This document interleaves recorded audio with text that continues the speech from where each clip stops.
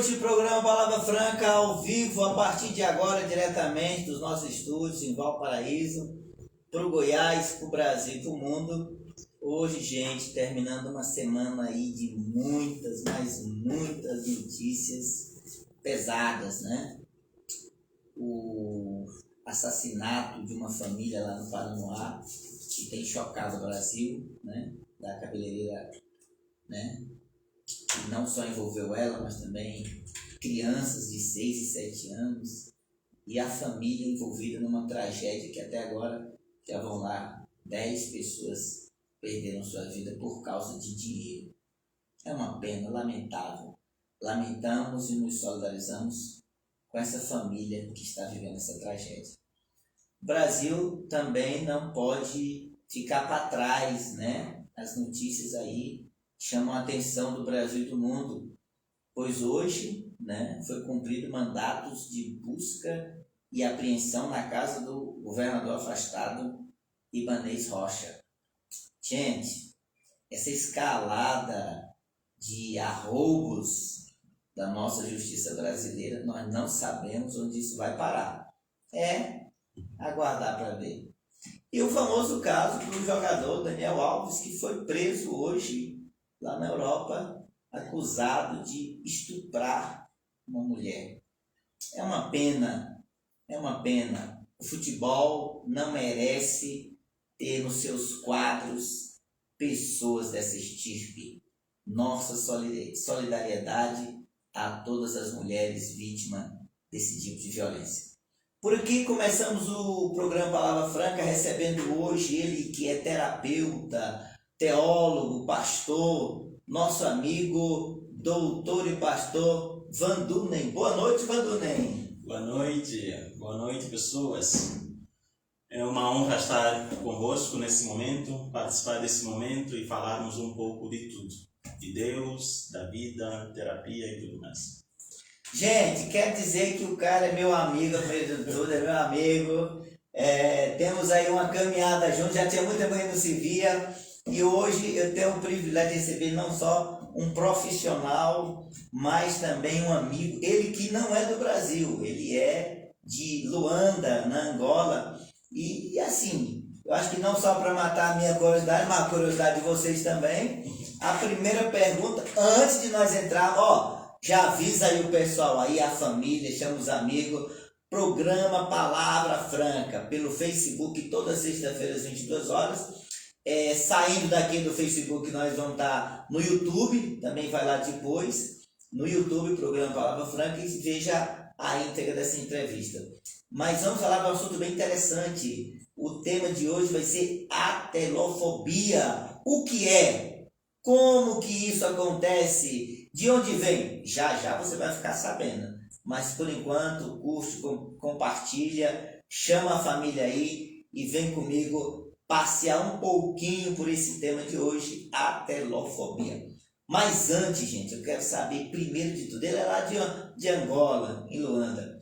Como é que o angolano lá de Luanda, meu amigo Vandunen, como é que você veio parar aqui no Brasil? Como é que foi essa história que você saiu lá de Angola e veio parar aqui no Brasil? Bom, tudo começou assim. Eu era gago, né? Pera. Gago? Como assim? E gago tem cura? Tem... É mesmo? Tem remédio? Tem. E como é que foi? Não, agora você vai me contar como é que foi isso aí. Então, todo gago, ele tem um bloqueio no sistema nervoso central, precisamente na glândula endócrina, laríngea. Nós temos 7 principais glândulas endócrinas que regem todo o comportamento do ser humano. 7 glândulas principais. Existem milhares. Mas essas são as principais. São as principais, que regem todo o comportamento. Então, quando nós cuidamos ou alinhamos essas 7, começamos a ter uma saúde mental, espiritual e orgânica em linha, né? Em alinhamento. Olha só. Então, eu desenvolvi a gagueira porque eu nasci com traumas intrauterinos. Traumas ainda no útero da mãe. Ainda no útero da mãe. Sistema nervoso, minha mãe sofria muito, ela Chorava muito, sofria muito, trabalhava muito. Eu quase nasci na rua, porque ela com 9 meses ainda foi cortar uma árvore com machado. Cortando árvore? Grávida com 9 Com meses. 9 meses. Rapaz, eu imagino a gravidez desse camarada. Olha o tamanho dele. A sua mãe deve ter sofrido, hein, cara? É mesmo? Você sabe quantos quilos você nasceu? 5. 5 quilos? É um bitelando mesmo, né, gente? Os traumas se Sim. deram nisso. Aí então gerou ainda na gravidez. Isso. O sofrimento. Sim, sim.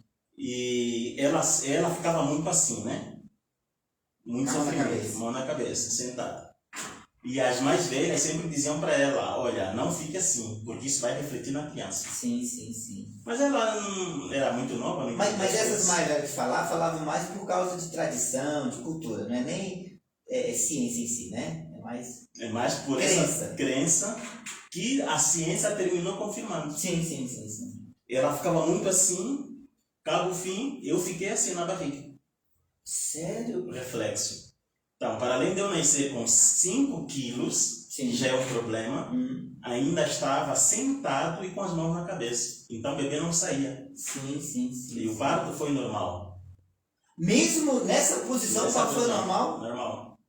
Sério. Então, eu já vinha com traumas, pelo histórico todo de gravidez. E ainda na hora do nascimento provocou-se outro trauma. Porque eles tentavam me tirar e não saía, os braços não deixavam sair, né? Nossa. A minha mãe, naquela aflição, me desmaiou e aquela coisa, e tiveram que fazer uns cortes assim, porque nessa época também não tinha muito essa cultura de cesariana. Sim, sim, sim, sim. Então fizeram os cortes, aí eu saí, muito grande, o hospital entrou em alvoroço e tal, enfim. E depois houve uma pequena rejeição, né? Porque a minha mãe teve depressão pós-parto. Então eu tive vários traumas. E, resumindo, no decorrer disso, a gagueira foi o início físico, palpável, de que eu vim com traumas. E, enfim, hoje eu sou terapeuta justamente por essas questões todas, tentando me entender, conseguir desenvolver, tirar essa gagueira. Aí já tem muitas formas de se explicar isso. Tem Deus no meio, quando ele me chamou para ser profeta e tal. E aí tem todo o começo, entrando na pergunta central. Sim, sim. Qual foi mesmo? Então, gagueira, você já nasceu gago. Ponto. Vim já com esses Já problemas. desde criança. Até que idade você. Porque hoje não parece. Hoje você fala normal, né? Não, mas Tranquilo. Mas até que idade você administrou isso? olha, eu tinha 16 anos ainda, 15, e ainda estava nessa gagueira, 16, 17. Foi quando Deus apareceu para mim e me disse que eu seria pregador. Olha só. Legal. Eu estava na sala. Como eu não falava muito, então eu só Sim. escrevia. Escrevia para fazer livros e tal, os filmes. Então Deus me apareceu na sala, eu estava sozinho nessa época. Sim, sozinho na sala, deviam ser umas 2 da manhã, todo mundo dormindo. E Deus me disse, olha, eu vou te levar para uma terra estranha, cuja língua não te é difícil. E lá falarás a palavra do meu conserto. Pronto. Eu fui decifrando isso e eu disse, bom, eu posso até ser pregador e ir longe, mas gago não. Não tem como, né? Não quero ficar 2 dias, não sai nada, não. Porque Até terminar a mensagem, acabou o culto, foi embora. E pronto, foi aí onde eu entrei nesse desafio com Deus. Sim, Tá, sim. eu vou, mas sem esse diabo da gagueira. Sim. E pronto. E ele foi trabalhando, né? Explicando no modo espiritual. Podemos dizer que ele topou o meu desafio, mas ele também me trouxe umas informações. Sim. Ó, tudo que eu te disser para falar, tu vais falar. Tu vais falar aquilo que muitos pregadores não falam, porque tem medo da plateia. Mas você tem um acordo comigo. Ou você fala, ou a gagueira volta. Ah, então teve um combinado, né? Teve um combinado. Vou deixar você falar direitinho, mas você tem que falar o que eu quero Tem que também. falar o que quer. Entendi. Por isso que eu vou te levar para fora. E por que disso também? Porque lá em Angola, pelo menos nessa época, era difícil pregar quem não fosse pastor, né? Só pastor mesmo que pregava. Sim, sim, sim. E ainda mais na igreja que eu estava também. Então era muito difícil a cultura nesse contexto. E Deus disse, bom, se aqui há um limite, eu vou te levar para fora onde não há esse limite. E quando ele me trouxe para cá. Pronto, aí você saiu de Angola, chegou no Brasil. Olha, nós estamos tendo aqui Roseni Soares, Missões, está dando parabéns, né? Congratulations.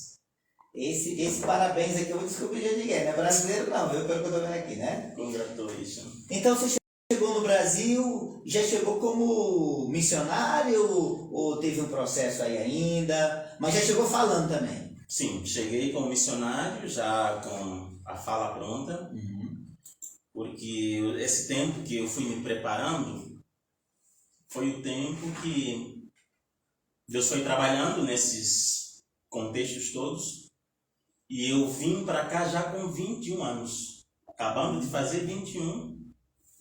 Já veio para cá? Em dezembro, no mesmo mês, cheguei aqui, no Brasil. 7 de dezembro, do mês de dezembro? Então aniversário agora há pouco, né? Agora há pouco. Nossa, parabéns. Um abraço aí para Tânia Ribeiro. Tânia Ribeiro, obrigado, Tânia, pela audiência. Deus abençoe. Tânia. Olha aí, a Miriam, a doutora Miriam Fernandes, psicóloga, né? Psicanalista também, minha amiga. Obrigado. Então, aí você chega no Brasil, país novo, cultura nova, como é que foi esse impacto aí? A princípio, deixa eu perguntar uma curiosidade. De lá para cá, foi difícil se adaptar, por exemplo, com comida, alimentação? Olha, quanto à comida não houve muito problema, porque a cultura é quase a mesma. Só o tempero é que muda um pouco. Mas também aqui é muito regional, né? Cada região tem um tempero mais aguçado. O tempero de lá se parece muito com o da Bahia. Tudo muito acentuado. Sim. Né? O alho, o olho de pimenta. Pimenta, tudo bem acentuado. Então, para questão de paladar, foi fácil adaptar? Foi fácil. O problema maior foi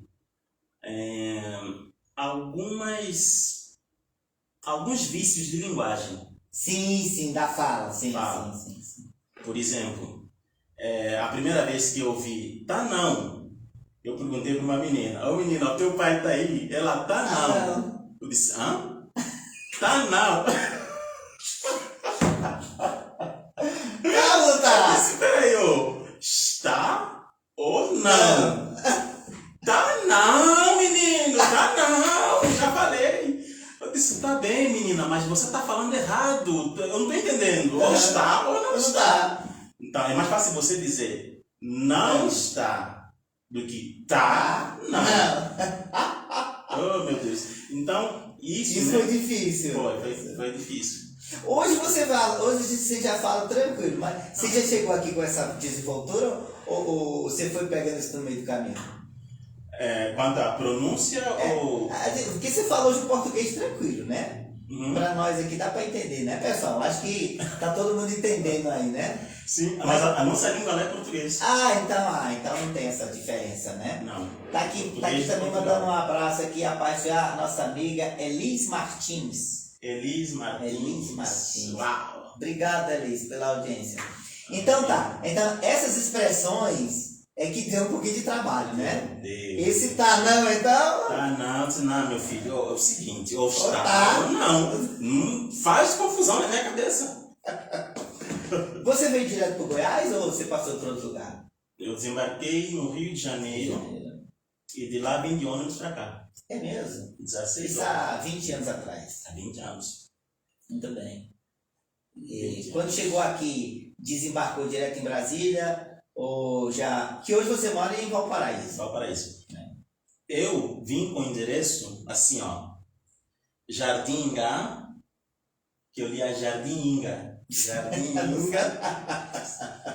Jardim Inga, Brasília. Eu disse, bom, então Jardim Inga deve ser uma cidade satélite de Brasília. Sim. Então quando eu vinha já no ônibus, né, ouvindo e tal, de repente Deus me... é aqui. Estava já entrando nessas bandas de Luciana, vindo, Valparaíso, ó, Luciana, Jardinga. Olha aqui, eu abri a cortina, né? Cortina E e vi. viu. Eu disse, não, peraí, o papel diz jardim, jardim, Inga. Então, se é jardim, é jardim. Sim. Um outro problema que eu encontrei aqui, em Angola, Portugal, né, que é a origem da língua, quando se diz jardim, é jardim. É o jardim. Não pode ser outra coisa. Ah, é um jardim, mas quando você chega lá é poeira. Não. Poeira é Ingá, então, não jardim Ingá. Não é? Então, eu ainda não estava familiarizado com isso. Eu olhei assim e disse, não pode ser jardim. Isso há 22 anos atrás. Sim, aí. Pode ser aqui, porque aqui só estou vendo mata, poeira. Mata, poeira e pó. Pó. Quando o ônibus foi indo, entrando naquela banda de Parkway, né? Passou para o Paraíso, Parkway, eu fui olhando assim, ó. Aqui é jardim. Que é jardim, que tem relva, que tem casas bonitas Sim, e tal. sim, Então, sim. jardim do Éden aqui. Olha, fui parar lá na rodoferroviária. E desci de lá, disse, bom, chegou, acabou tudo, então, Brasília, Jardim Gá, Brasília, então é tudo aqui. Quando fui perguntar onde fica Jardim Gá, ninguém sabia. Vai lá no aeroporto, lá na rodoviária que eles vão te dizer. Vai olhando aquelas placas. Eu fui olhando as placas, alguém me disse, ó, meu filho, Jardim Gá é lá na Casca da Rolha, você tem que esperar aqui e voltar de onde você veio. Meu Deus. Justamente onde você tinha visto a Eu placa. tinha visto. E voltei, disse para o motorista, olha, quando chegamos no Jardim Gá, me acorde. Eu cheguei mais 5:30 da manhã, cansado da viagem da Angola, Rio para cá. Quando chegamos no Jardim Gá, o cobrador, ei Moreno, ei tu, aqui. Eu levantei e disse, pronto, aí vi Jardim Gá. É aqui mesmo. E começou o sofrimento. Se estabeleceu no Jardim Gá. Gente, eu quero mandar uma boa noite. Wagner, amanhã 10 horas, vamos combinar nosso café, tá bom, Wagner? O Wagner tá mandando um abraço aí, boa noite. A Ana, Aninha, obrigado, Ana, pela audiência. Ô, Ana, amanhã nós vamos tomar nosso café, viu? Obrigado aí pela audiência, Ana, Wagner. Bom, chegou no Goiás, chegou no Jardim Inga, que é Garingá, agora já sabe que é Ingá, né? Agora sei que é Ingá. E hoje você atende numa clínica. Gente, hoje eu estou trazendo aqui o nosso amigo doutor Van Dunen para falar do assunto que, vendo ali o trabalho dele, vendo ali, né, as publicações dele, ele tem uma página chamada Doutor Reconexão, é isso, né? E eu convido você a vai lá, pesquisa aí no Instagram, Doutor Reconexão, curte, segue e compartilha, tá? Material muito bom. E hoje, aproveitando aqui o tema, nós estamos no mês de janeiro, janeiro branco, que fala da saúde mental, né? Então você que está nos assistindo aí, quero mandar meu abraço a todos vocês aí, a Islana, o Cláudio, o Gessé, Salete, Joab, tá aí. A família toda aí nos assistindo. Um abraço, obrigado, gente. Salete, tô com saudade, viu? Hoje, gente, aproveitando o Janeiro Branco, né, que fala da saúde mental, descobri, né, vendo o trabalho, a divulgação do nosso amigo Pastor Van Dunen, vi lá um tema que me chamou a atenção e resolvi trazer aqui para o programa Palavra Franca. A telofobia. Então, passando para a nossa pauta, a minha primeira pergunta, não só para mim, mas vocês também devem estar curiosos, gente. Doutor Van Dunen, o que é a telofobia para os nossos telespectadores saberem e estar a par disso aí? Certo. Bom, a telofobia significa medo da imperfeição. É claro que as pessoas sempre querem aperfeiçoar-se naquilo que fazem, querem sempre uma perfeição nas coisas e às vezes têm um medo de não ficar perfeito. Só que existe o medo natural, o medo que é tido como sensor de defesa do organismo. Todo mundo tem medo, então é normal. Mas a atelofobia é o medo em distúrbio, é o medo exagerado da imperfeição. E isso ocorre muito quando a pessoa já foi muito criticada, principalmente pelos seus entes queridos, pelos seus parentes, porque as palavras, elas são conduzidas por códigos. As palavras são codificadas e o nosso cérebro, quando recebe as palavras, ela recebe com uma informação codificada, decodifica e programa o organismo. Então, quando uma criança cresce num ambiente em que é muito reprimida, você não sabe, você nunca sabe fazer, você não consegue, você é muito burro e tal, e isso gera um bloqueio mental. Então, esse medo exagerado, fora do medo normal, medo orgânico, Sim, natural. o medo natural, esse medo exagerado advém desses traumas. Então, quando ele recebe aquela informação, principalmente do pai ou da mãe, que são as pessoas que ele espera uma torcida de elevação, e eles vêm com palavras negativas, palavras que reprimem, então ele se reprime e ali se traumatiza, e esse trauma vai alterar o comportamento dele. Então, a palavra trauma vem do grego traumare, que significa ferida. Então ele fica com uma ferida na alma, e essa ferida vai gerar dores, e essas dores vão alterar o comportamento. Então o comportamento dele alterado é que vai se dar nesse medo da imperfeição, e ele passa a viver debaixo de uma frequência vibracional muito baixa. Olha só. Porque se formos entrar nessa linguagem de sentimentos, emoções, a consciência das emoções, ela se dá em 3 níveis. Isso é importante as pessoas saberem. Existe um nível espiritual da consciência emocional, o nível moral e o medo. Os 3 níveis de consciência. Então, quando a pessoa está debaixo do nível de consciência do medo, então ela passa a ser uma pessoa com vários registros traumáticos, e por isso tudo que ela faz, ou quase tudo, vai ser debaixo sempre de um trauma. Então a telefobia vai se dar nisso, né? Ela nunca termina de fazer as coisas, porque está sempre vendo, porque ela não quer ser repreendida nunca mais, não quer ser dita, você não sabe, corrigida. Então ela fica sempre reparando, ela começa a escrever um livro, por exemplo, só termina depois de 10 anos. Porque está sempre vendo, não, falta uma coisa, eu não quero que ninguém fale nada. E fica investigando, buscando, medo de publicar, medo de fazer, medo de receber críticas, porque ele já vai naquele trauma, né? Então, essa é a telefobia. E as pessoas que geram isso na pessoa atelofóbica, normalmente são os próprios parentes.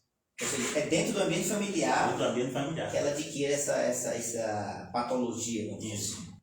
Porque as palavras de quem você não conhece não geram tantos códigos ou os códigos não são tão agressores. Exatamente, como os de casa.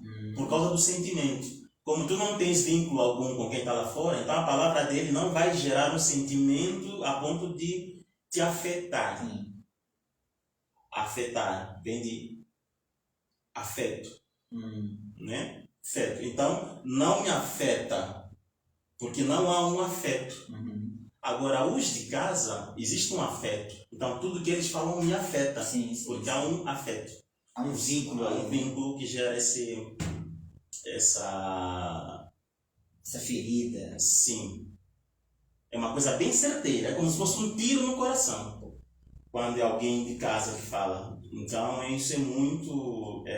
em psicoterapia, por isso existe a terapia sistêmica familiar, porque às vezes o problema está num dos familiares, mas entende-se que a raiz do problema está na própria família. É a família que gerou aquele doente.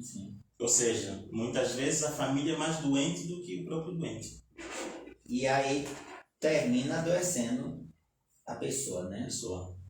Eu trabalhei 4 anos numa clínica psiquiátrica, e os doentes que nós recebíamos, como é clínica de internação, então os doentes que nós recebíamos, normalmente percebia-se que eles só são doentes naquele nível, porque o ambiente familiar já é doente. Sim. Eles foram gerados num ambiente doente. E não tem como eu me curar no mesmo ambiente que me adoece. O que acontecia muitas vezes? Eles iam para a clínica. Na clínica de internação ficavam 1 mês, 2 meses. Muita psicoterapia, remédio aqui, lá. Saíam top da galáxia. Mas chegavam em casa, em 1 mês adoeciam de novo. Então entendia-se que a doença realmente está na casa. Sim. E aí necessariamente a abordagem sistêmica familiar precisa entrar em ação, atender todo mundo. Abordagem sistêmica familiar. Tem que chamar todo mundo para... Todo mundo, exato. Aí vai no pai, na mãe, nos irmãos. E a primeira coisa, quem é terapeuta, quem está assistindo, né? A primeira coisa a se identificar, ou o terapeuta se preocupar para identificar a raiz traumática, é perceber a fala corrente. Porque as falas, ou a fala do modo geral de todos, é que faz a maior ferida. Olha só o que Jesus disse. As minhas palavras são espírito e vida. Então, de um modo geral, as palavras são espírito. Sim. Só que, independentemente da fonte que liberou a palavra, pode ser um espírito de vida, como a de Jesus, ou de morte. Sim, sim. Por isso que em Provérbios também diz, o poder da vida e da morte está na palavra. Então os pais podem, durante muito tempo, os pais, a família do modo geral, os irmãos, liberarem sempre palavras de morte. Né? Morte nos sonhos, morte nas emoções. A pessoa ouve tanto aquela palavra que acaba ficando presa naquele contexto. Gente, isso é muito sério, pessoal.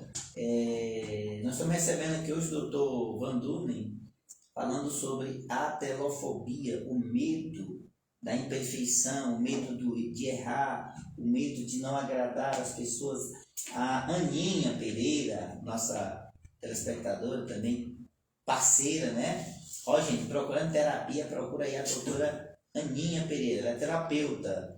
Ela escreve dizendo assim: por isso é importante toda a família passar por terapia. A pessoa ferida fere outras pessoas. Concorda, doutor? Sim.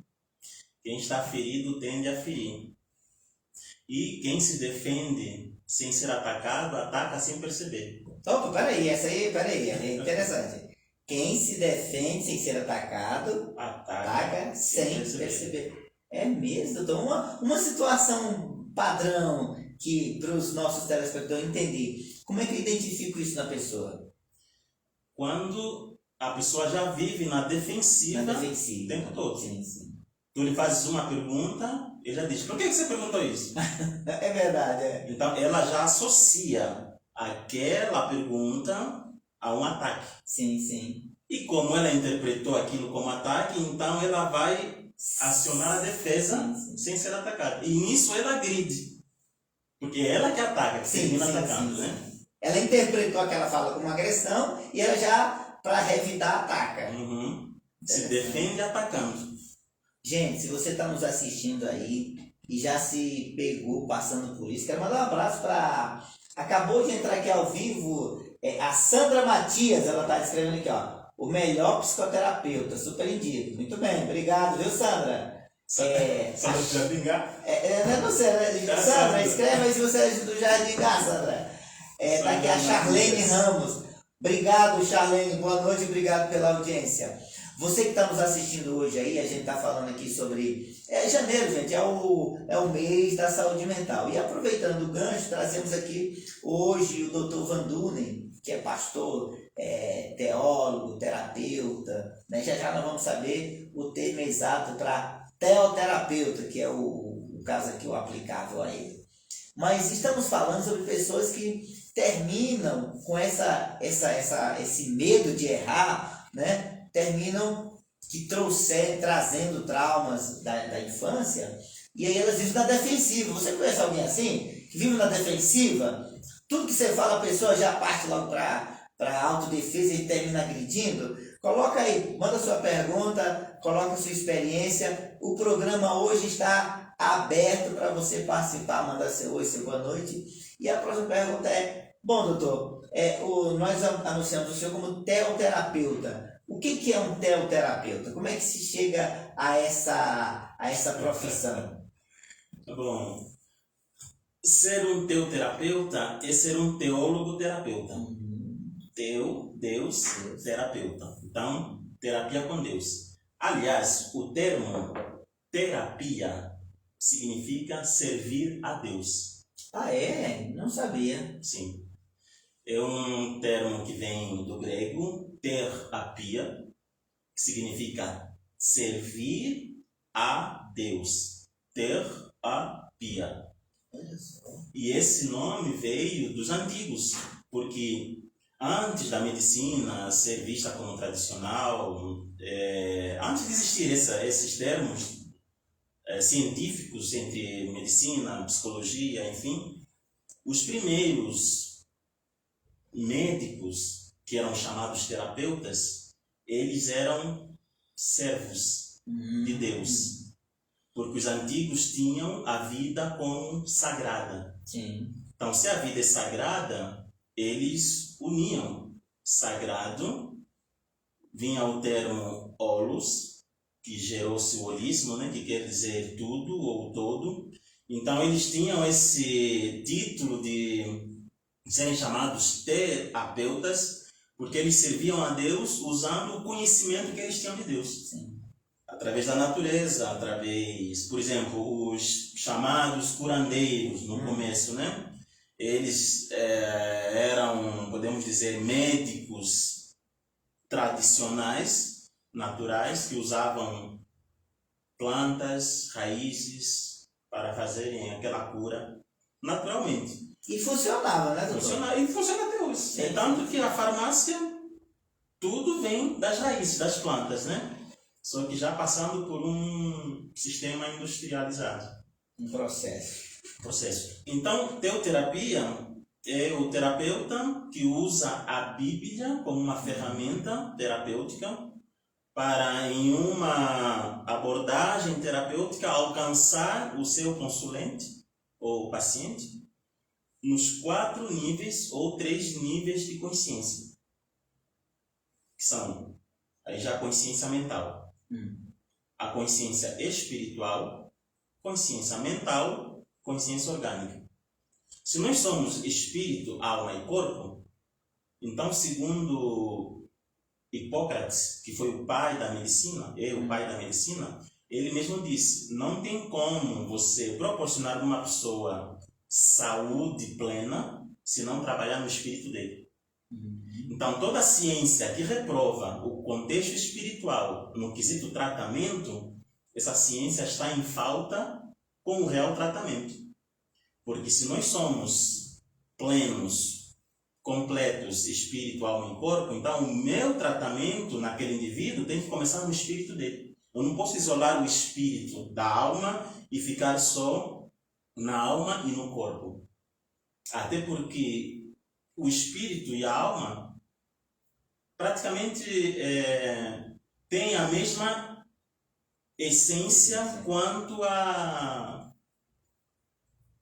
vamos dizer assim, substância. É uma materialidade. Exatamente. Então, se eu trato da alma, então o espírito, eu não posso dizer que não existe ou não tem como, porque a alma é como o espírito, a alma é quântica, o espírito é quântico. E então todo comportamento, ou toda a ciência do comportamento precisa validar isso. Por exemplo, já o Descartes, que foi teólogo e médico, ele disse o seguinte, que o nosso espírito se liga ao corpo, é ligado ao corpo na glândula pineal, que é uma das 7 glândulas endócrinas, né? Nós temos 7 glândulas principais endócrinas, é uma delas onde habita o espírito, segundo Descartes. E essa glândula, ela fica no centro do cérebro, e é a glândula que nos permite sonhar, que nos faz dormir, que nos faz acordar. Ela é a única glândula cronobiológica que nos regula. Quando ela está desalinhada, então eu fico totalmente esquizofrênico. Aí nasce, por exemplo, a esquizofrenia, quando essa glândula está totalmente desalinhada. A pessoa tem problemas com sono, problemas com a noite, com o dia, com o tempo, porque o relógio dele biológico está desalinhado. E tudo vai se desestabilizar partindo daí. Então, por isso, o espírito não pode ser posto de lado. E o teu terapeuta ele se torna completo porque ele consegue identificar problemas psíquicos, mas de ordem espiritual.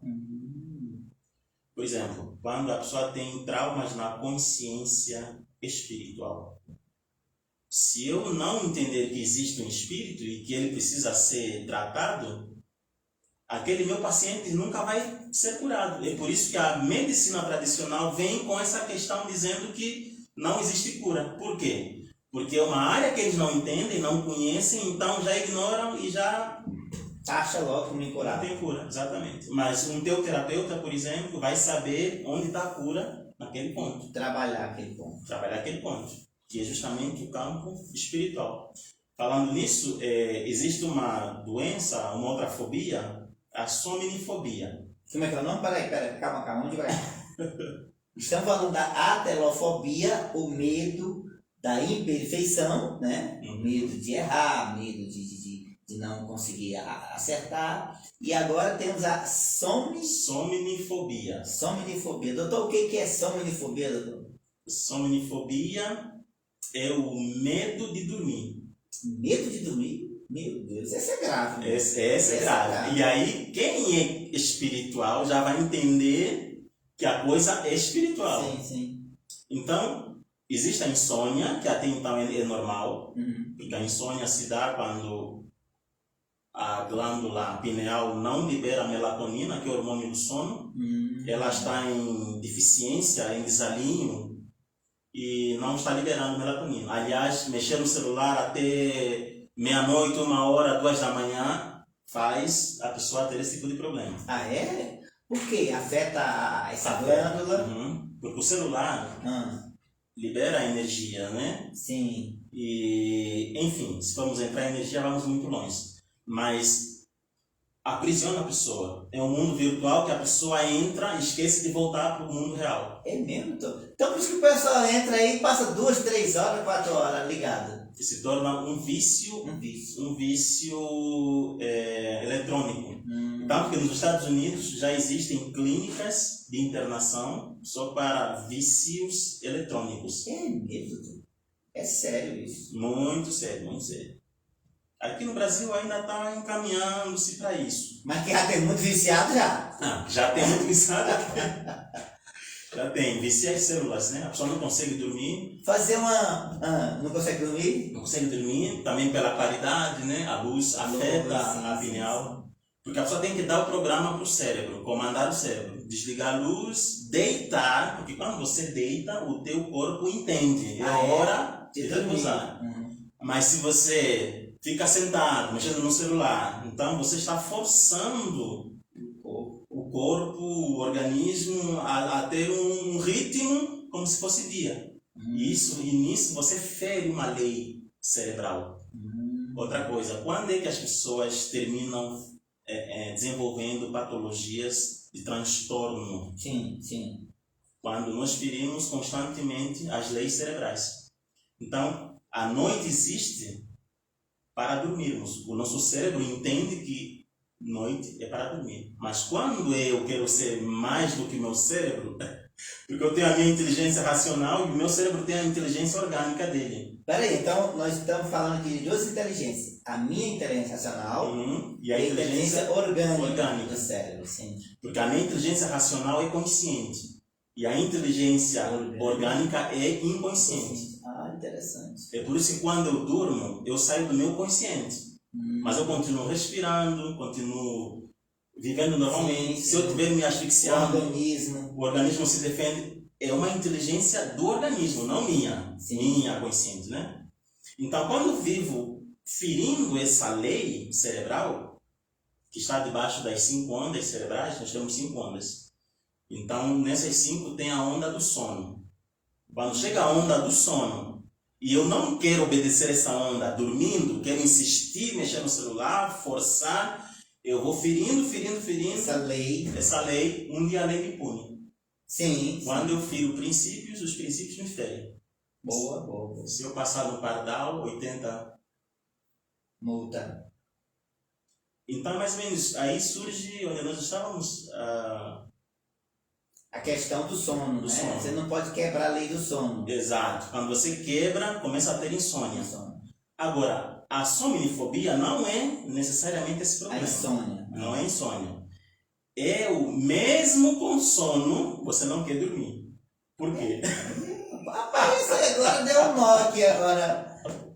Doutor, vamos devagar. Quero aproveitar e tomar água aí. Aproveitar e mandar um abraço aqui para a Charlene. A Charlene está escrevendo aqui dizendo, olha, eu não sabia disso. Agora eu tenho mais orgulho da profissão, porque sou terapeuta. A Charlene é terapeuta. Charlene! Anotando aí tudo aí, né? A Sandra Matias, ela disse que é do Engabi, né? Do Engabi. Obrigado, Sandra. Então aí a pessoa quebra a lei do sono, essa lei do sono, e ela termina tendo medo de dormir. Agora, por que do medo? Sim. Porque uma pessoa que já viveu experiências de opressão noturna. Aí onde entra o campo espiritual. Sim. É só ela apagar as luzes que os espíritos inimigos da luz, demônios, numa linguagem teológica, os demônios se apresentam. Então, ela sofre uma opressão quando vai dormir, que de tanto passar por aquilo, ser uma constância, termina ferindo as paredes do sistema energético dela. É onde está o trauma, né? Como eu disse no começo, o trauma é ferido. Então ela fica com medo, com trauma, o trauma vibra na dor e ela não consegue dormir. Tem sono, mas não quer dormir porque está com medo de ser ferido de novo, onde já tem ferida. E aí onde, por exemplo, só a psicoterapia tradicional não vai ter muito resultado e já vai muitas vezes dizer que toma remédio, porque do contrário não tem solução. Mas é onde entra o teoterapeuta. Por isso que eu ofereço um curso de teoterapia clínica, teologia terapêutica, onde eu trago soluções cientificamente falando, usando-se a terapia, servir a Deus, né? A terapia dentro dos quesitos bíblicos, com neurociência, e enfim. Então, como que é o nome desse curso? Terapeuta bíblico, teoterapia clínica. Isso está disponível a todos os profissionais? Todos. Quem quiser pode. É muito bom, inclusive, para quem já é terapeuta, quem é psicólogo, por exemplo. Olha aí, gente, anota aí, a Ninha, Miriam, né, a doutora Charlene. Porque quem é terapeuta clínico? Quem é terapeuta clínico, ele vai, nesse quesito da teoterapia, né, ele vai conseguir identificar o problema, porque ele já tem um conhecimento desenvolto em cima das questões consciências. Sim. Consciência espiritual, consciência mental e consciência orgânica.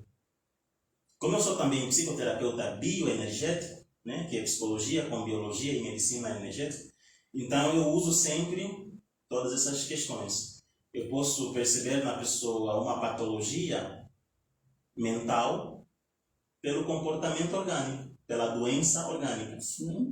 Por exemplo, todo mundo que me traz gastrite, úlcera nervosa, é uma pessoa que é ansiosa. Não tem como não ser. É tanto que é úlcera nervosa. Sim. Sistema nervoso alterado, que quando está vibrando, gera feridas nas paredes do estômago. Sistema energético, né? Então, pessoas que, por exemplo, até um tempo atrás, entendia-se que só aquela pessoa que bebe é que morria de cirrose. Sim. Só que, com o andar do tempo, né, a ciência vai desenvolvendo, eles foram vendo, peraí, mas isso aqui morreu de cirrose, mas nunca bebeu, nunca nada. É mesmo. Por que tem o fígado assim todo estragado? Raiva. Raiva, doutor? Peraí. O senhor está me dizendo que raiva gera na pessoa cirrose. Cirrose. Porque todas as emoções negativas liberam toxinas no organismo. Sim. E a toxina da raiva vai diretamente para o fígado. Assim como a toxina da ansiedade vai para o estômago. Do medo também, bexiga, estômago. Por isso que quando a pessoa leva um susto, às vezes ela mija, né? Sim. Porque solta a bexiga. Então, ou seja, a descarga energética que ela sofre, o veneno do medo vai para a bexiga e solta. Então ela faz bexiga, ou faz cocô, dá dor de barriga, alguma coisa. Sim. Desarranjo intestinal, porque o veneno do medo vai para lá. Da raiva vai diretamente para o fígado. E o fígado não consegue filtrar o veneno da raiva. Então, com o andar do tempo, vai deteriorando, né? Exatamente. Assim como a alegria, por exemplo, a Bíblia diz que o coração alegre formoseia o rosto. Então, a alegria já é uma emoção que vai refletir no coração. As pessoas mais alegres, que mais riem, são as pessoas que têm os corações mais saudáveis. Sério, doutor? Bem vermelho. Sim. Agora, os que odeiam já têm o coração mais preto.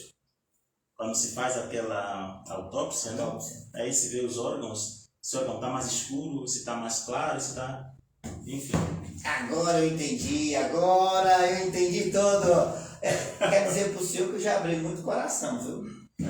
A Charlene está dizendo assim, tenho uma filha de 6 anos. Antes da terapia eu não tinha noção disso em relação ao celular. Depois que descobri sobre hoje, eu controlo o horário dela antes de dormir. E é isso mesmo, muito bem explicado. Obrigado, viu, Charlene, pela participação.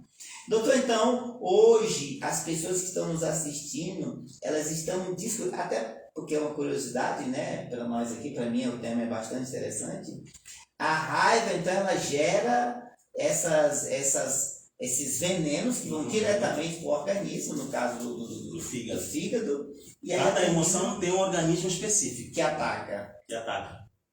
E uma curiosidade, chegou lá uma pessoa na sua clínica. O senhor está atendendo já onde? Antes de eu fazer a pergunta. Aqui no Valparaíso mesmo? Dá para ser. Então, pode entrar aí no TR Reconexão, chamar o doutor. Chama o doutor, que está aí.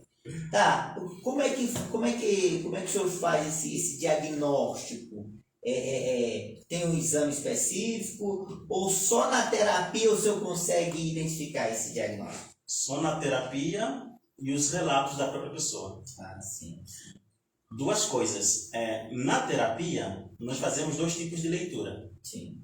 A leitura verbal, que não é muito confiante, e a leitura energética, a energia do corpo. Quando você fala verbal, quer dizer, o que a pessoa fala, não é muito confiante. Mas por quê? Porque muitas vezes nem ela entende bem o que ela sente. Entendi. E se eu for me basear só no que ela diz, eu posso atropelar o meu diagnóstico. Então, eu tenho que lhe ouvir várias vezes, eu faço a mesma pergunta várias vezes, e muitas vezes ela troca a resposta, e aí você já começa a entender que nem ela tem uma crítica pessoal bem definida. Então, para não comprometer o meu diagnóstico, eu vou fazendo a leitura no que ela diz, na energia do corpo, né? Porque nós muitas vezes mentimos. E tem essa parte também. Tem essa parte, mentir conscientemente. A pessoa quer ajuda, mas não quer falar a verdade. Não quer falar a verdade.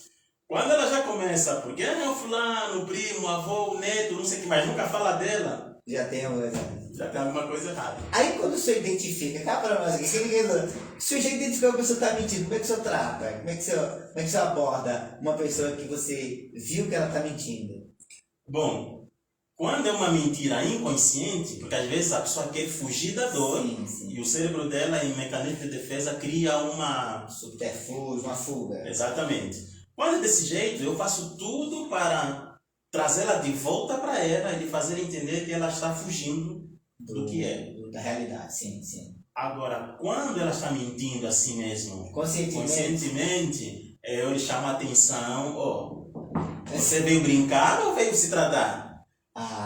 Se você veio brincar, então você só vai gastar dinheiro e não vai resolver. Mas se realmente você quer ser tratada, então, verdade. A verdade liberta.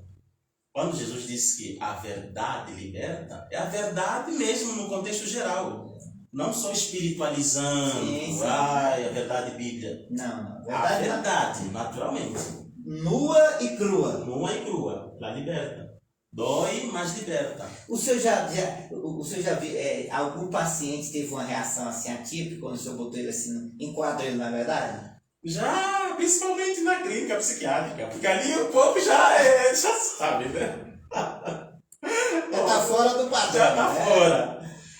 Qual foi a reação mais que te surpreendeu? O senhor colocou uma pessoa a par da verdade, que estava mentindo. Qual foi a reação dela? Ah, sim. Bom, ele tinha problema de esquizofrenia. Sim. Família rica e tal, aquela coisa. Sim. Quando eu atendi ele não falou muita coisa. Ele guardou para depois. Sim. Na hora da refeição. Pensa, todo mundo lá na clínica, na hora da refeição, doutores e pacientes, todo mundo junto. Ele chegou lá do lado de fora, né? Ficou ali na grade. Sim. Sou preto, desgraçado. Xingando o senhor, doutor. Na hora da refeição. Aí eu pensar, eu sou preto miserável. Que é isso? Surtado. Por isso que você é preto, seu preto, não sei o que. Aí foi falando, eu fiquei olhando pra ele assim. Que é isso? E todo mundo vendo aquilo ali, cara. Todo mundo vendo e como os pacientes gostavam muito de mim, porque eu sempre me doava para eles, né? Sim. Até os que não eram meus pacientes, mas eles me procuravam, doutor, Bandone, legal, Aí tá, atendia. Então, quando ele começou a falar isso, os que gostavam de mim começaram, para com isso, rapaz, vamos aí dar uma surra, para de chamar o doutor aqui de prédio, de não sei o quê, não. Eu dizia, não, podem comer, fique, eu não estou preocupado com isso. Então, essa foi uma delas. A outra foi quando, aos sábados, nós tínhamos a visita dos familiares. Eles iam sempre lá visitar os seus pacientes. Então, tinha uma visita também, tinha uma família que não gostava de preto. Ué, mãe? E eu era o terapeuta do paciente deles. Deles. Eles começaram a criar uma situação para eu não me sentar à mesa com eles para atender. Só que como eu nem lembro se sou preto, se sou branco, o que eu sou. Eu sei que eu sou o terapeuta e ponto. Sim. Estou nem preocupado com a cor. Isso. Então eu nem percebi, porque eu fico longe dessa vibração, né? Dessa frequência. Eu nem percebi. O psiquiatra depois é que veio até mim e disse assim, Vanduni, porque eles não gostam de preto, então dá um tempo aqui, eles estão criando uma situação, não querem você lá porque eles não gostam de preto. Como eles não eram os doentes, que eram só os familiares, eu disse, vocês eu não vou deixar passar. Tá, sim. Eu fui, sentei, disse, agora eu vou sentar. Sim. Agora que eu já peguei. Agora eu vou sentar. Porque antes eu via assim, aquele bloqueio, mas também não estava dando importância. Sim. Depois de saber, disse, agora eu vou sentar. Vocês vão saber agora quem é o preto que vocês estão mexendo. Fiquei só esperando uma gafe deles. Olha, quando surgiu, resumindo, peguei todos eles. Eu disse, olha, vocês são mais doentes do que o vosso doente. Sim. Porque o vosso doente se entende, mas vocês... Fui espremendo eles. Até que a mulher do filho do dono, ela disse, nós somos doentes mesmo, e daí? Somos doentes... Assumiu. Somos doentes mesmo, daí, não sei o que eles estão vendo. Então, vocês é que devem ser internados, não o vosso pai. Meu Deus do céu. Enfim. Mas eu sempre fui bem tranquilo e tal. Sim. Levantei e depois saí, sem problema. Gente, hoje nós estamos recebendo aqui o Dr. Vanduni. Ele é teoterapeuta, teólogo, terapeuta e pastor também, né? Fala muito sobre... Doutor, eu me lembro que o senhor tem um trabalho específico sobre vínculos almáticos. Vínculos almáticos. Também, né? É um assunto muito recorrente? Nós usamos isso também em tratamento de cura interior. Libertação espiritual, emocional.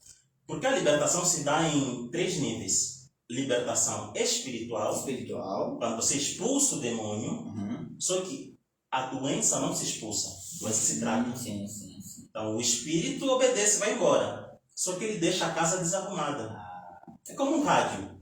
Se um rádio entrar o rato lá dentro, o demônio entrou, está lá. Ok, temos que tirar o rato. Ele fica lá 2 dias. Vamos tirar, uma luta. Tá, tiramos o rato, jogamos fora.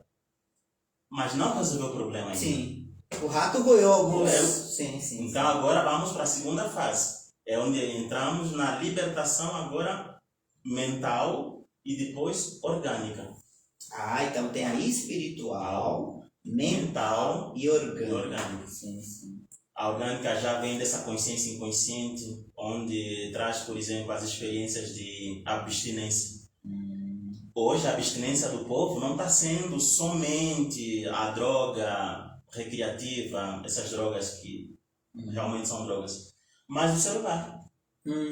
Sim. É só você tirar o celular da mão do adolescente durante 2 horas que ele quer morrer. Abstinência. Vício. Quer morrer, ele chora, grita. Quando nós ficamos durante um dia sem WhatsApp, lembra? Sim. Teve um bug aí no sistema. Isso. Um monte de gente caiu em depressão. Meu Deus. E eu lá atendendo e tal. Atendendo. Então é isso. Você já percebe que existe um vício orgânico. Então, libertação espiritual, mental e orgânica. Eu me recordo, já não faz tanto tempo assim, mas eu me recordo que há alguns anos atrás, a OMS, não sei se ainda continua esse conceito, a OMS definia saúde como o completo bem-estar físico, mental e espiritual, né? Não sei se ainda é o mesmo, assim, Organização Mundial da Saúde. Eles têm ciência disso. Porque não existe, por exemplo, não existe santidade sem sanidade. A sanidade precede a santidade. Então, existem 2 tipos de equilíbrio para gerar a saúde mental. Na verdade, a palavra saúde significa equilíbrio. E doença, desequilíbrio. Então, quando uma pessoa está doente, ela está com as energias psíquicas, sutis e mecânicas em desequilíbrio. Nós temos 2 tipos de energias, né? Energias sutis, pensamentos, sentimentos, emoções, desejos, vontades. E as energias mecânicas, o movimento do corpo. Essas energias são produzidas no cérebro. O nosso cérebro produz energia elétrica. Por isso é que nós fazemos exame eletroencefalograma. Olha só. Eletro de eletricidade, encéfalo, cérebro, grama, a frequência da vibração energética. Para quê? Para expandir o campo vibracional, a energia do cérebro. Então, quando eu estou com depressão, a minha energia está baixa. E quando eu estou com expressão, depressão, expressão. Depressão, energia baixa. Expressão, estou vivo, né? Tenho energia, eu falo, eu vibro. Mas o deprimido, ele não se expressa, ele está morrendo, ele dorme, não quer levantar, é chamado para sair, não vai. Então, ele está ali. Então, estávamos falando da consciência... Da frequência, né? Do espiritual e da... Orgânico, a energia positiva... Energia depressão, né? Depressão. Energia negativa e expressão. A energia viva. Então, nós precisamos estar em alinho. Pronto, isso mesmo, em alinho. Porque a saúde significa equilíbrio. Quando essas energias estão desequilibradas, se dá doença. Por isso que tem que existir. Por isso que essa Organização Mundial da Saúde disse que a saúde plena vai ser a mental, física e espiritual. É isso mesmo. É interessante, doutor, tem uma frase muito, que a gente já viu muito, mente sã, corpo são, procede? Procede. Quem gera a doença no corpo é a doença da mente. Tudo começa na mente. Psicossomáticas. Exato. Assim como disse no começo, né? A pessoa está ali com gastrite, mas tudo começou na ansiedade dela. Sim. Desestabilizou o sistema energético. Teve uma raiva, essa raiva mandou uma energia um veneno, né, lá toxina, pro fígado, e aí gerou a cirrose. E assim outras. Por exemplo, também, qual mesmo? Programa Palavra Franca, enquanto você vai pensando aí, vou mandar um abraço aqui para minha amiga, a Charlene já participou agora, né? Doutora Miriam, que nos assistiu agora há pouco também, aí tá ao vivo aí conosco aí. Um abraço meu amigo Natanael, gente, esse homem que trabalha com desenvolvimento de, né, produtos para empresas, softwares. Um abraço, Natanael. Obrigado aí pela audiência também. Gente, lembrando aí, ó, nosso patrocinador João Paulo. Você quer fazer seu certificado digital? Procure o nosso amigo João Paulo, da Único Certificado Digital. Certificado digital, pessoa física, pessoa jurídica. E se você quer dente branco, procure a clínica do Dr. Marcelo Sorriso. Clínica Sorriso, a melhor de Valparaíso. Um abraço Elis, um abraço Tânia. Um abraço aí todos que estão nos assistindo. Doutor Vanduni. Esse assunto. Não, esse assunto, o senhor vai ter que voltar aqui, porque o assunto é muito rico, né? Muito rico. Atelofobia, gente. Medo da imperfeição. Medo de errar, medo de não acertar, medo de ser criticado, né? E aí talvez você que está passando por essa situação aí, nunca foi diagnosticado porque precisa de um acompanhamento. E aí a minha próxima pergunta, doutor. Sozinho ninguém consegue. Tem que procurar um profissional? Tem porque quando a pessoa já está nessa frequência do medo, ela está no nível mais baixo da consciência emocional. Sim. Quando a Bíblia diz assim, o amor lança fora todo medo.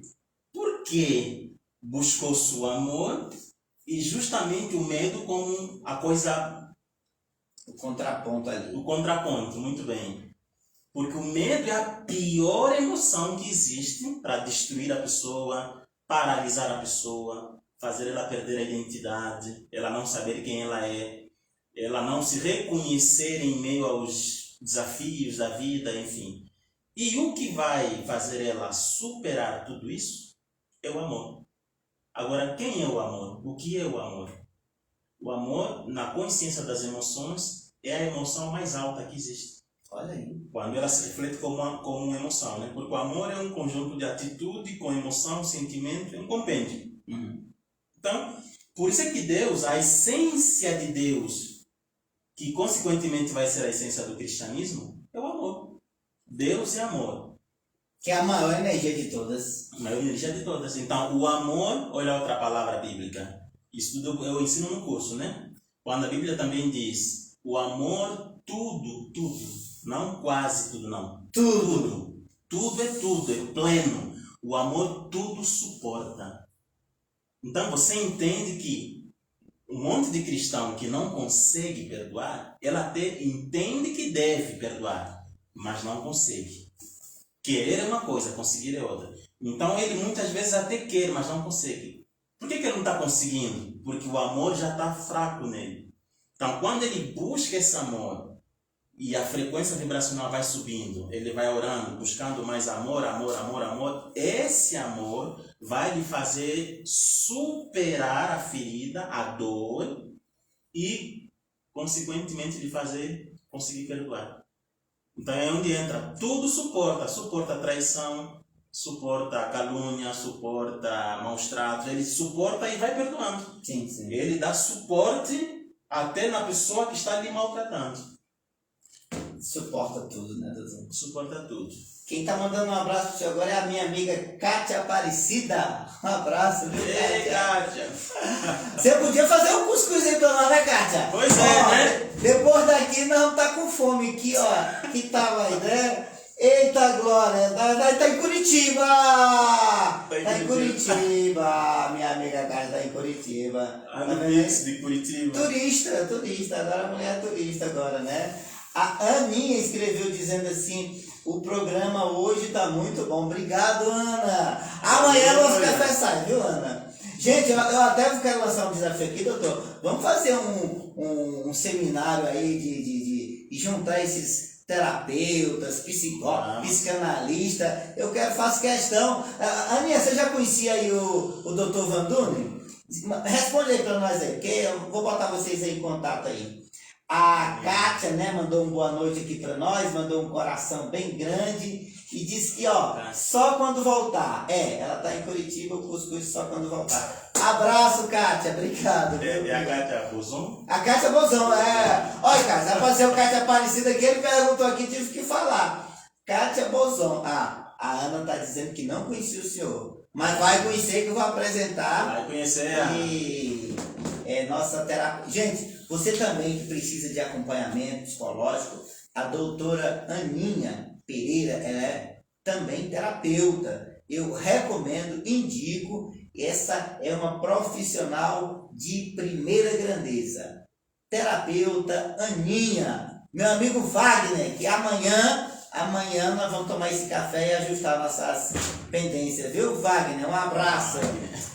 Doutor Van Dunen, você acredita que o nosso tempo foi embora e a gente nem começou a conversar ainda, velho? Que é isso, velho? O assunto agora que começou, velho. Olha, esse negócio do amor aí suporta tudo. É muito sério. Inclusive, gente, eu quero até aproveitar e dizer para você, essa semana agora, perdemos aí um amigo nosso, quero me solidarizar, mandar um abraço para meu amigo Eric, um abraço para minha amiga Jéssica, né? Meus sentimentos aí a toda a família, do nosso amigo Luiz Cláudio, que nos deixou agora, nesta semana. Um abraço aí a toda a família, meus sinceros sentimentos. Mas aproveitando o gancho aqui do Dr. Van Dunen, procura aí a página Doutor Reconexão. Procura a página, @Doutor Reconexão, entre em contato com ele, marca aí uma agenda. E a Ana está dizendo, excelente profissional, vamos trocar experiência sim. Obrigado, Ana, obrigado. A Kátia disse, Van Dunen é dos nossos e das madrugadas, Van Dunen é da madrugada mesmo, Das noites. É verdade. Gente, eu quero deixar hoje, aproveitando o gancho do doutor, quando ele falou que a energia do amor, ela é uma energia boa, sadia, e com ela você suporta tudo. Siga essa recomendação do doutor, ame, perdoe, porque o maior beneficiado não é a pessoa que recebe, é você que emite esse sentimento. E faça isso enquanto nós estamos caminhando, porque amanhã poderá ser muito tarde. Doutor, eu quero que o senhor conte aí agora, nesse momento aí agora, já quero antecipar meus agradecimentos ao senhor, já convidá-lo para a próxima, porque uma entrevista sai muito pouco, né? A gente agora que pegou o embalo, né? Mas eu quero deixar esse momento agora para o senhor contar aí uma experiência e trazer uma mensagem aí para os nossos telespectadores nesse momento aí que a gente está caminhando aí para o encerramento do nosso programa de hoje. A experiência no campo da entendimento. Uma experiência aí, dessas que o senhor contou no começo aqui, que chamou muita atenção, falando para a gente fechar o assunto aqui, medo da imperfeição, medo de errar, mas sobretudo, coragem para pedir ajuda ao profissional, chamar o doutor Reconexão e se reconectar com a vida, com a saúde. Exatamente. Sem saúde mental não tem saúde, né, doutor? A saúde começa nesse plano mental, né, sem falar da espiritual, e depois vai refletir na orgânica. Então, quando a pessoa tem problemas orgânicos que não se sabe a origem, então, com certeza, a origem é mental, espiritual, mental. A mente, ela não gasta energia com o que ela não entende. Já que o cérebro produz energia, então a mente, que não é o cérebro, ela não gasta energia que o cérebro produz com aquilo que ela não entende. Então, quando eu não resolvo algo na minha mente, por exemplo, as pessoas indecisas, não sabem se tem que ir, se tem que ficar, se ora, se espera Deus, se o quê. Ela não se resolve. Ela fica embaraçada na própria energia. Então, a mente vai ver, bom, eu não vou gastar energia com o que não entendo. Ela fica parada. E o espírito interpreta essas energias como energias em refluxo, energias paradas. Sim.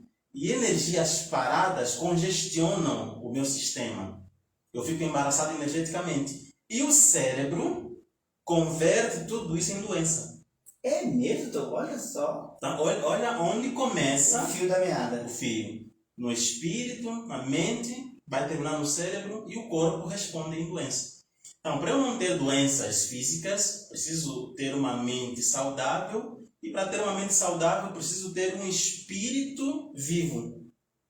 Por isso é que Jesus também disse, né, que o espírito está sempre pronto. Então, é ele que governa. O restante fica debaixo do espírito.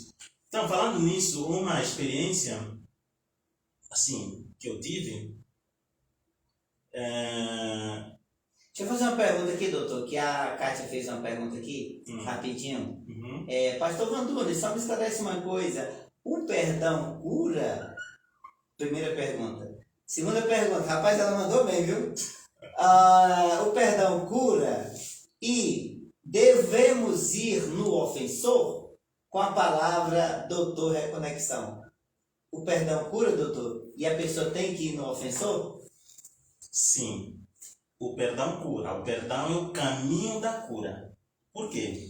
Porque quando eu não perdoo, eu bloqueio o meu sistema de recompensa cerebral. Isso também eu ensino no curso. E a neurociência já identificou, dentro das diversas pesquisas, que as pessoas mais infelizes do mundo são as pessoas ingratas e que não perdoam. Então, quando eu decido perdoar, o meu cérebro vai identificar em mim um sentimento novo, que muitas vezes vai ser chamado como o amor, né? Porque só perdoa quem está vibrando no amor lá em cima. Então aí começa todo o processo de cura. O sistema de recompensa cerebral, o núcleo accumbens, precisamente, ele se desbloqueia. Agora, por que ele bloqueado me gera doença? Porque ele é o sistema de recompensa. Olha o nome. Se ele que te recompensa não está te recompensando, então você já está moribundo. O que ele recompensa? A autoestima e a satisfação. Porque ele é a base neurológica da autoestima e satisfação. Então, quando eu tenho a base neurológica da autoestima e satisfação bloqueado, eu não tenho saúde.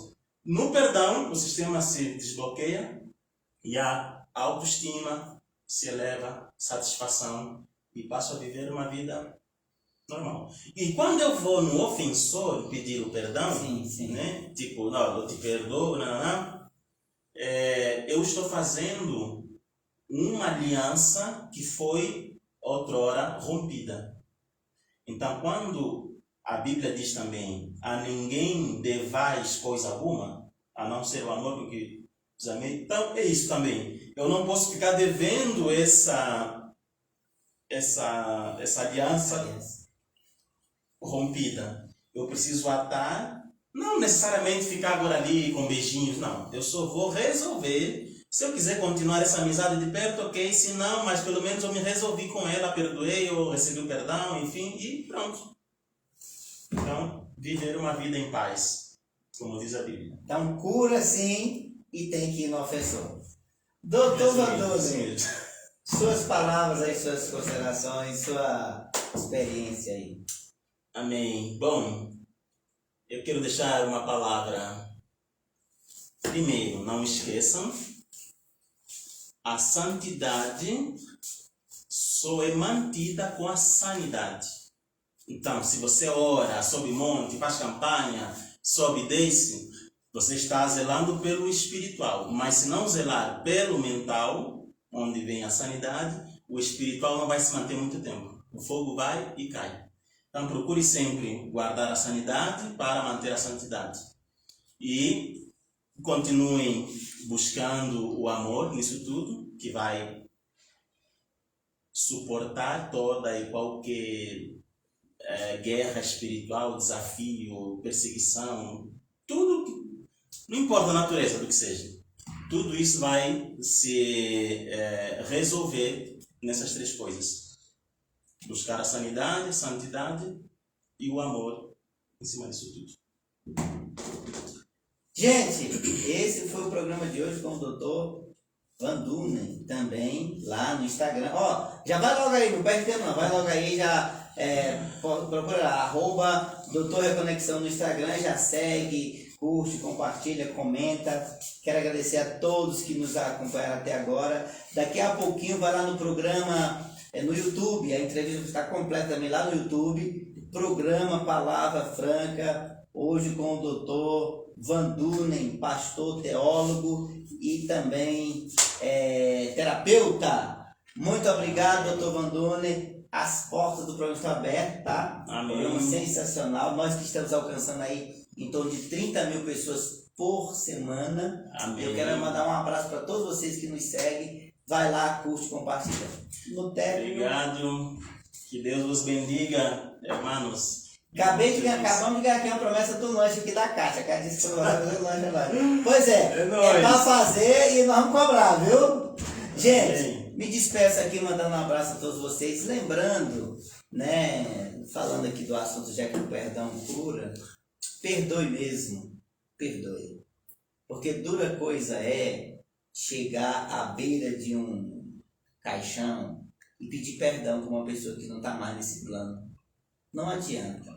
Ele não vai responder, ela não vai perdoar. Portanto, perdoe e perdoe hoje. Porque hoje é o último dia. Amanhã, se Deus permitir, estaremos aqui. Tchau, pessoal. Lembrando o programa Palavra Franca. Sexta-feira tem mais. Se eu estiver aqui, Deus estará comigo. Se eu não estiver, é porque eu estarei com Ele. Tchau, pessoal. Até a próxima. Amém. Obrigado, doutor.